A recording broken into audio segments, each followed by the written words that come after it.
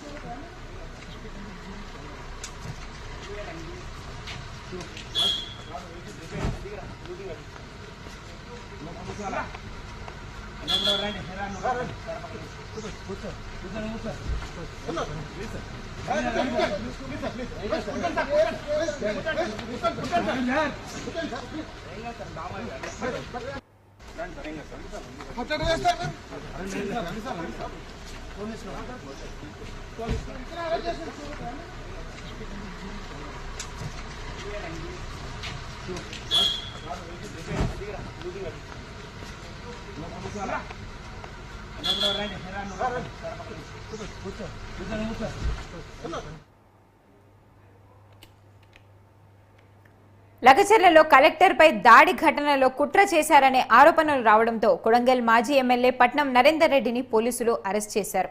Hyderabad film Nagar లో ఆయనను అదుపులోకి తీసుకున్నారు. మరోవైపు కీలక సూత్రధారి బోగమోని సురేష్ కోసం పోలీసులు గాలిస్తున్నారు. అటు లగచర్లలో ఇటు కొడంగల్లో ఉద్రిక్త వాతావరణం నెలకొంది. పోలీసులు పీకెటింగ్ ఏర్పాటు చేసి పరిస్థితిని సమీక్షిస్తున్నారు. ఈ ఘటనలో ఇప్పటికే 55 మందిని అదుపులోకి తీసుకొని పోలీసులు విచారిస్తున్నారు.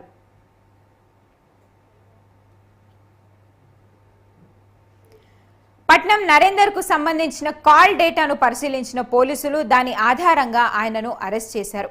కేబీఆర్ పార్క్ వద్ద మార్నింగ్ వాక్ చేస్తుండగా అదుపులోకి తీసుకున్నారు. అక్కడి నుండి ఆయనను వికారాబాద్ తీసుకెళ్లారు పోలీసులు. శిక్షణా కేంద్రంలో ఎస్పీ ఆధ్వర్యంలో విచారణను కొనసాగించారు. మరోవైపు పట్నం అరెస్టుపై కేటీఆర్ స్పందించారు. ఇది రేవంత్ చేతకాని పాలనకు నిదర్శనమని ట్విట్టర్ వేదికగా స్పందించారు. పట్నం అరెస్టుతో బీఆర్ఎస్ మాజీ మంత్రి సబితా ఇంద్రారెడ్డి పట్నం ఇంటికి వెళ్లి ఆయన కుటుంబ సభ్యులను పరామర్శించారు.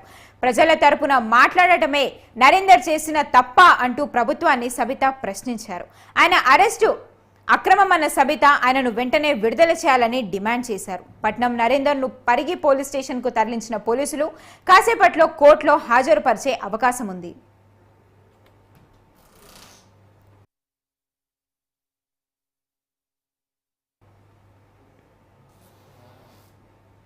ఇక ఇదే అంశానికి సంబంధించి పూర్తి డీటెయిల్స్ మా లైవ్ లో మా ఇన్పుట్ ఎడిటర్ రాజమౌళి అందిస్తారు. రాజమౌళి, తెలంగాణలో చిచ్చురు సంబంధించి వికారాబాద్ జిల్లాలో తెలంగాణలో జరిగినటువంటి సంఘటనకు వచ్చేస్తున్న మన అందరికీ తెలిసిన విషయమే. దీనిలో భాగంగా సేకరణకు వెళ్ళినటువంటి డిస్ట్రిక్ట్ కలెక్టర్ తో పాటు అడిషనల్ కలెక్టర్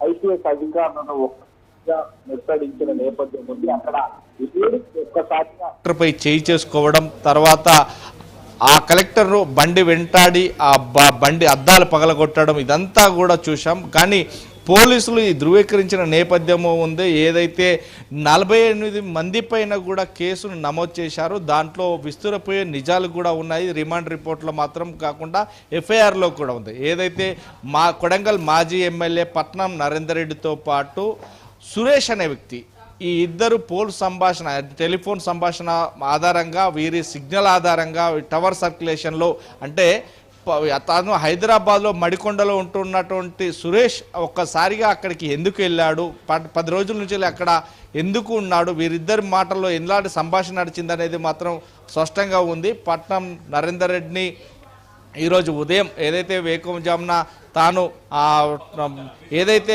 తాను వాకింగ్ చేస్తున్న సమయంలో పోలీసులు అరెస్ట్ చేశారు. అరెస్ట్ చేసిన అనంతరం తన్ను అయితే కొడంగల్కు తీసుకెళ్లిన నేపథ్యంలో కొడంగల్ లోపల 4 గంటల విచారించారు. విచారణ లోపల అక్కడ విస్తురపోయే నిజాలు కూడా బయటపడ్డట్టుగా తెలుస్తుంది. ఇక దీనికి సురేష్ కూడా తాను పరారులో ఉన్నాడు. సురేష్ తమ్మునితో పాటు నిన్న 16 మందిని అరెస్టు చేశారు, రిమాండ్కు తరలించారు. మరో 4గురిని ఈరోజు కూడా అరెస్టు చేశారు పట్నం నరేందర్ రెడ్డితో పాటు.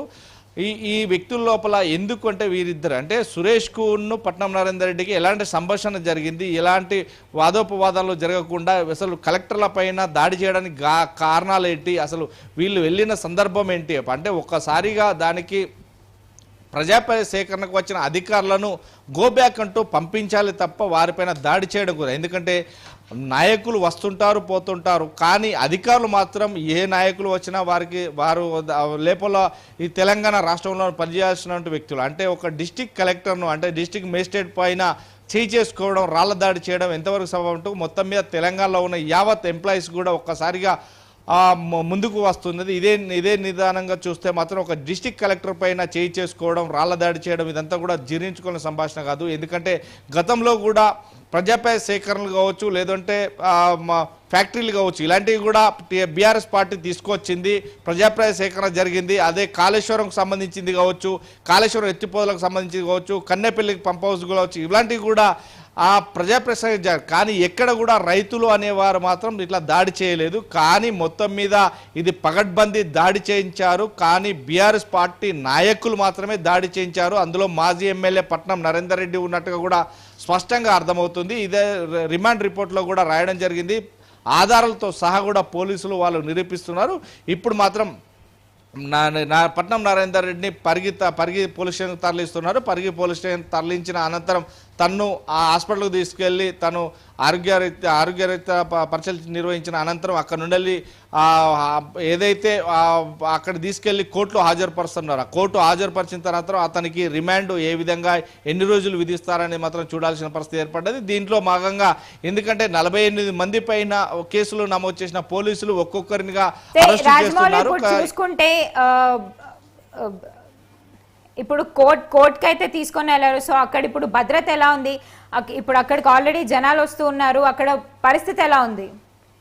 సో ఇప్పుడు మాత్రం పరిగి పోలీస్ స్టేషన్కు తీసుకెళ్తున్నారు. పరిగి పోలీస్ స్టేషన్ లోపల 4 గంటల సేపు విచారించారు ఇంతకుముందే. ఇప్పుడు ఏదైతే కొడంగల్ నుంచి పరిగి పోలీస్ స్టేషన్ తీసుకువెళ్తున్నారు. పరిగి పోలీస్ స్టేషన్లో విచారించిన నేపథ్యంలోనే అక్కడ హాస్పిటల్లో చేరుస్తారు. కానీ హాస్పిటల్లో తన ఆరోగ్యరీత్యా డాక్టర్ను చూపెట్టిన తర్వాత అనంతరం అతన్ని కోర్టుకు తీసుకున్నారు. కానీ పరిగికి సంబంధించి కావచ్చు, కొడంగల్ సంబంధించి కావచ్చు, ఈ నియోజకవర్గాలు కొడంగల్ నియోజకవర్గం మాత్రం పరిగి నియోజకవర్గంలో మాత్రం పోలీసు బందోబస్తు ఎక్కువగా ఉంది. పోలీసు పహారా మధ్య సుమారుగా 4 మిలిటరీ దళాలను కూడా అక్కడికి తీసుకువచ్చి పహారా కాస్తున్నట్టుగా తెలుస్తుంది. ఎందుకంటే జనాలకు కూడా అంటే రైతులు ఎవరు ముందుకు రాలేదు, రైతు ముసుగుల్లో ఉన్నటువంటి కొంతమంది బీఆర్ఎస్ నాయకులు మాత్రమే వచ్చారనేది స్పష్టంగా అధికార పార్టీ విస్తురపోయే నిజాలను కూడా బయటకు పెట్టింది. ఎందుకంటే ప్రతి ఒక్కరు కూడా ఇక దీనికి సంబంధించి ఎవరెవరు మాట్లాడారు, పట్నం నరేందర్ రెడ్డితో పాటు కేటీఆర్ మాట్లాడారా, హరీష్ రావు మాట్లాడారా, లేకుండా ఇంకెవరు మాట్లాడారు, అసలు దీనికి సంబంధించిన ఏందనేది కూడా దాన్ని విచారించిన నేపథ్యం ఉంది. ఇప్పుడు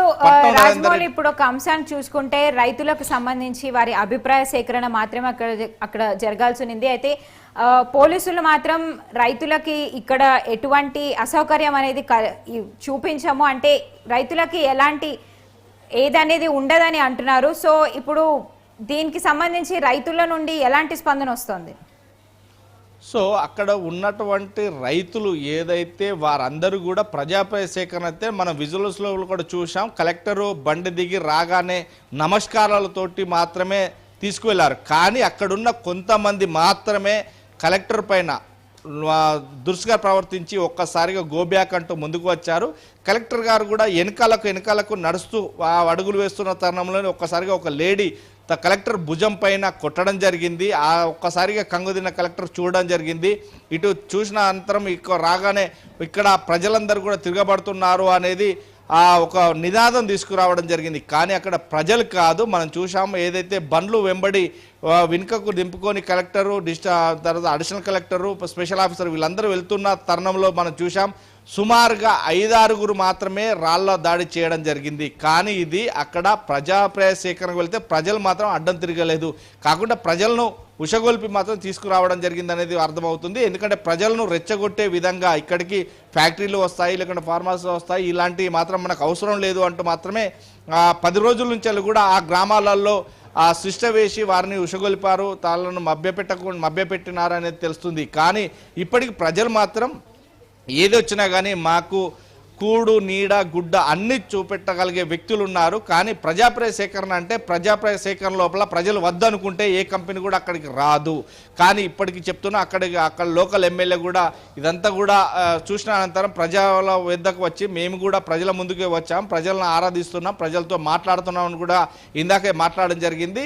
ఈ నేపథ్యంలోనే ఇక్కడ ప్రజలు మాత్రం ఎవరిని ఉద్దేశించి ఎక్కడికి మీదికి రాలేదు. కానీ ఇదంతా కూడా ఒక గుమ్మిలాటలో పోవాలని చెప్పేసి కొంతమంది మాత్రమే రావడం జరిగింది. ఇక మెయిన్ సూత్ర పాత్రధారి సురేష్ ఇప్పుడు ఎస్కేప్ లో ఉన్నాడు. ఎస్కేప్ ఉన్న సురేష్ తమ్ముడిని కూడా పోలీసులు అరెస్ట్ చేశారు. వీరంతా కూడా 10 రోజుల నుండి వెళ్ళి ఆ గ్రామాల్లో నివసిస్తూ వారందరినీ కూడా మభ్యపెడితే వాళ్ళని ఉషగొల్పే వాళ్ళందరూ గత 10 రోజుల నుండి అదే గ్రామాల్లో ఉండి అక్కడే తిరుగుతూ ఉన్నారు. అయితే ఈ సంఘటన జరిగిన స్థలంలో రాళ్లు కర్రలు ఇలాంటివి కూడా లభించాయని అయితే కొంతమంది ఆరోపిస్తున్నారు.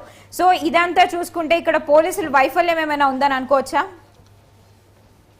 ఎక్కడ చూసినా కానీ పోలీసుల వైఫల్యం అనేది పోలీసులు అనేది వైఫల్యానికి చెందింది కాదు, తన డ్యూటీ మాత్రం నిర్వహిస్తారు. అక్కడ పోలీసుల డ్యూటీ మాత్రం నిర్వర్తించారు. కానీ ఇలాంటి సంఘటనలు చోటు చేసుకుంటాయని ఇంతవరకు తెలంగాణలో కాంగ్రెస్ గవర్నమెంట్ వచ్చిన పరిస్థితిలో ఎక్కడ కూడా ఇలాంటిది కాలేదు.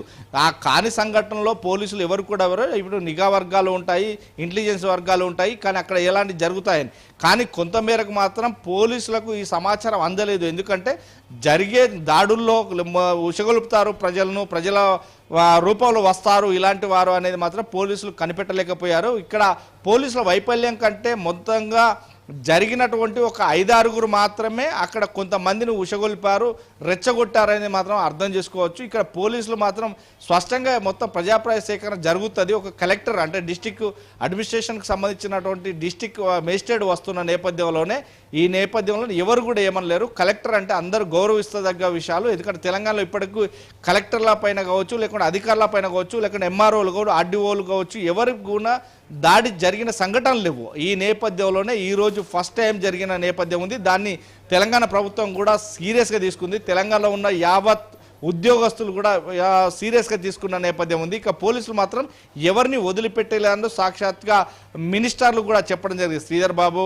తర్వాత పొంగులేటి శ్రీనివాస్ రెడ్డి, పొన్నం ప్రభాకర్ గౌడ్, ఇలాంటి అయితే ఇప్పుడు ఇక్కడ రాజమౌళి ఇప్పుడు ఇక్కడ పోలీస్ గురించి చూసుకుంటే మేము పక్కా సాక్ష్యాలతో అన్ని ఆధారాలతోనే ఎవరున్నా కూడా మేము వదిలిపెట్టమని అంటున్నారు. అయితే ఇప్పటికీ ఇక ఈ నేపథ్యంలో కేటీఆర్ కి కూడా కొన్ని కాల్స్ వెళ్ళాయని అయితే కొన్ని ఆరోపణలు అయితే వినిపిస్తూనే ఉన్నాయి. సో పోలీసులు మాత్రం ఖచ్చితంగా ఆధారాలు ఉంటే ఎవరిని వదిలిపెట్టేది లేదని అయితే ఇప్పటికీ చెప్తూనే వస్తున్నారు. సో ఈ నేపథ్యంలో అసలు బీఆర్ఎస్ నుండి ఎలాంటి స్పందన వస్తుంది? ఎందుకంటే కేటీఆర్ కి కూడా కొన్ని కాల్స్ వెళ్ళాయని కూడా ఒక ఆరోపణ అయితే ఉంది.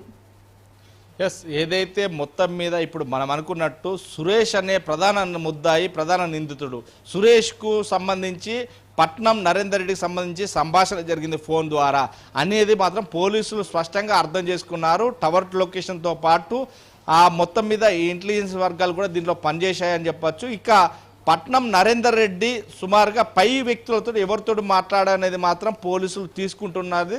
మరికొద్ది క్షణాల్లో పెద్ద తలకాయాలను కూడా అరెస్టు చేస్తారనేది మాత్రం వాదనలు వినబడుతున్నాయి. పోలీసులు కూడా తెలంగాణ రాష్ట్ర ప్రభుత్వం కూడా ఊరుకునే సమస్య లేదు. ఎందుకంటే కలెక్టర్ల పైన దాడి అనేది చిన్న చూపు కాదు, పెద్ద తరహాలో ఉంది.